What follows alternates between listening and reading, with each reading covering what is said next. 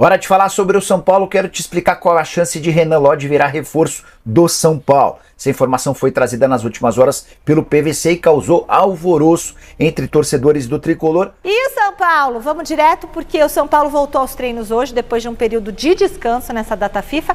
Quem traz as novidades do Tricolor pra gente é o Caio Inocêncio, direto da nossa redação de esportes. Boa noite, Caio!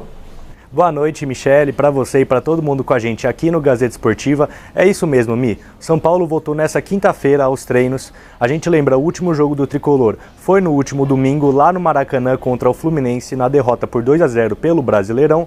E o Zubeldia, depois dessa derrota, decidiu dar 3 dias de descanso aí para o elenco do São Paulo poder se recuperar. A gente viu aí na matéria do José Paes agora, São Paulo ainda vivo nas 3 competições, tem que aproveitar muito bem essas semanas de descanso que tem agora com a data FIFA.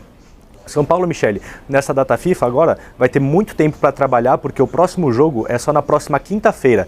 Então o Zubeldia vai ter uma semaninha completa de trabalho para se preparar para o jogo da próxima quinta contra o Atlético Mineiro, jogo de volta das quartas de final da Copa do Brasil. A gente lembra, São Paulo acabou perdendo a ida aqui no Morumbi por 1-0, então vai ter que trabalhar essa semana para tentar a virada lá na Arena MRV. O Zubeldia, Michele, vai ter apenas 5 desfalques nessa data FIFA de jogadores que foram convocados para suas respectivas seleções. Os desfalques são o Ferrarese, o Jamal Lewis, novo contratado que é lá da Irlanda do Norte, lateral esquerdo, o Jackson Mendes, o Bobadilha e o Lucas Moura agora com a seleção brasileira. Então, tirando esses 5, o Zubeldia vai ter o elenco completo para poder trabalhar essa semana inteirinha, 7 dias de trabalho, pensando na volta das quartas de final. E vocês aí no estúdio, acham que o Zubeldia vai preparar alguma surpresa para esse jogo da volta? Muito bom, Caio Inocêncio, nosso estagiário, aluno da Faculdade Casper Libero, e agora ele vai sair de férias, o Caio, e em breve ele vai para o site gazetesportiva.com fazer estágio lá também, viu? Pai, mas estagiário tem direito a férias?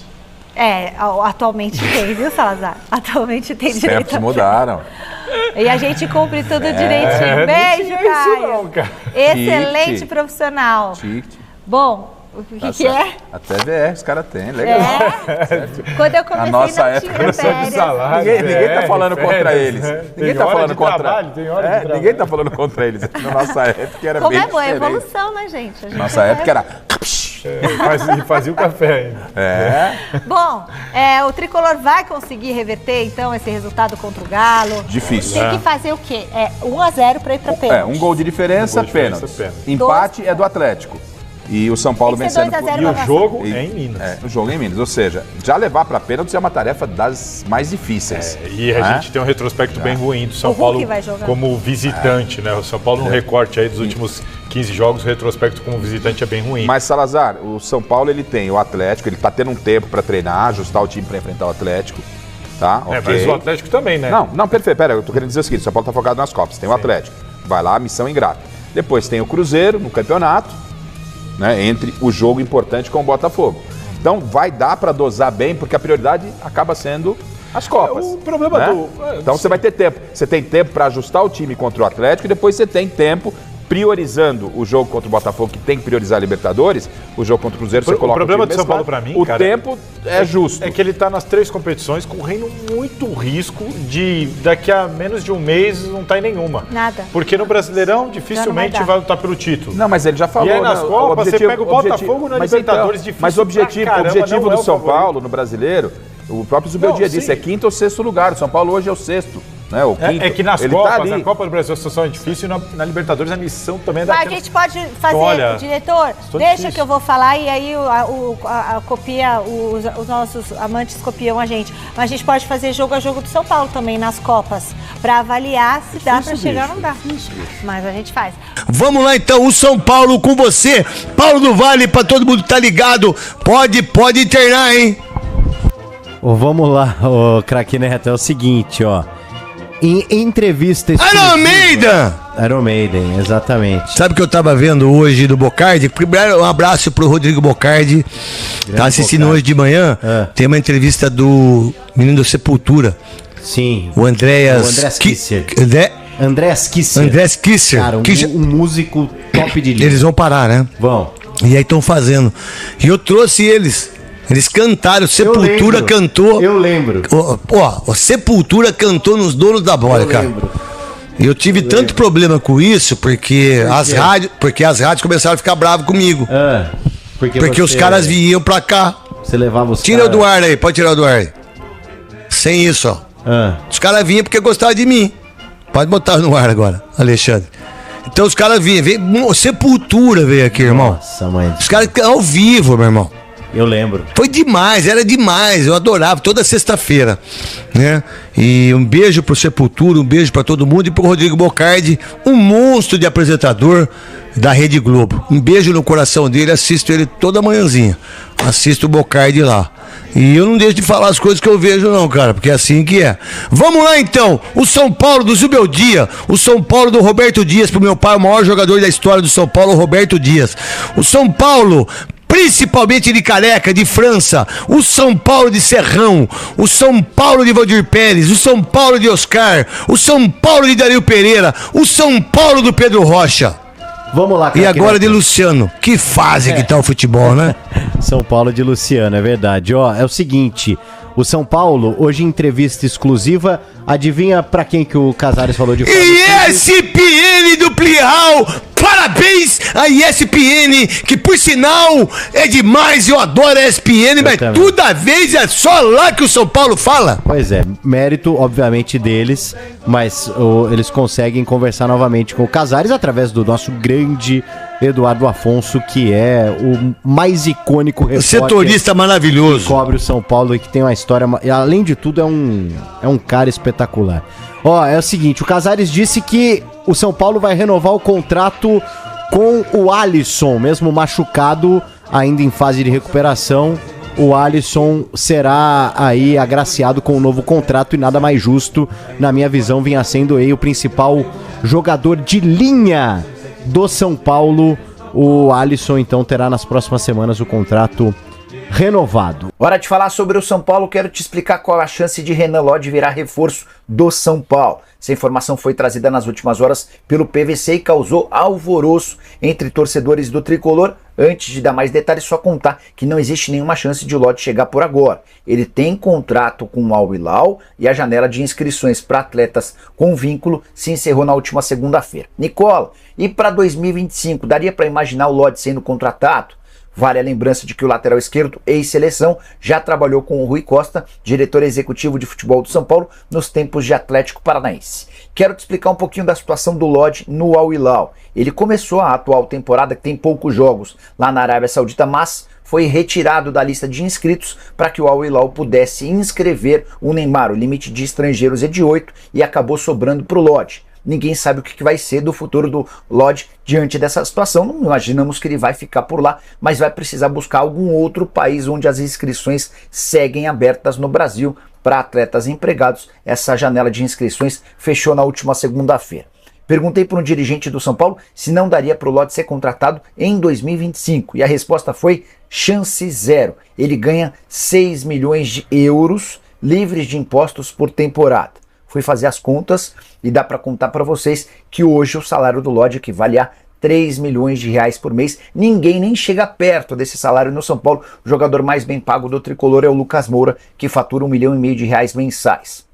Só para piorar, o Lodge ainda tem contrato com o Al Hilal até junho de 2027, o que dá para imaginar é que ele vai ser negociado nos próximos dias com algum clube da Turquia, dos Emirados ou algum outro país que segue permitindo contratações. Paulo, e referente ao áudio do VAR do duelo contra o Fluminense, hoje eu trouxe um vídeo também para vocês falando sobre esse assunto, pessoal, que esperávamos, né, a CBF divulgar o áudio do VAR dessa partida, porque teve um lance polêmico, né, a decisão ali do árbitro acabou influenciando no resultado da partida.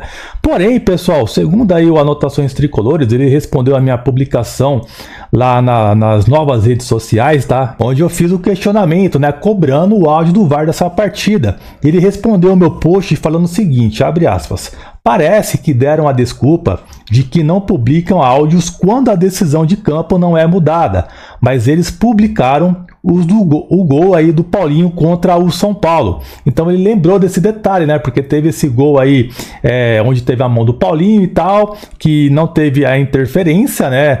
Na questão da decisão de campo, que não mudaram e publicaram. E o do São Paulo não publicaram. Então, eles vão achar uma desculpa. Mas, cara, falta muita transparência, né? A própria CBF também pede, né, para as pessoas duvidarem, né, da entidade, essas coisas todas. É lamentável essa postura. E o que é mais lamentável ainda é que o São Paulo fica quieto. O São Paulo tinha que exigir esse áudio, cara.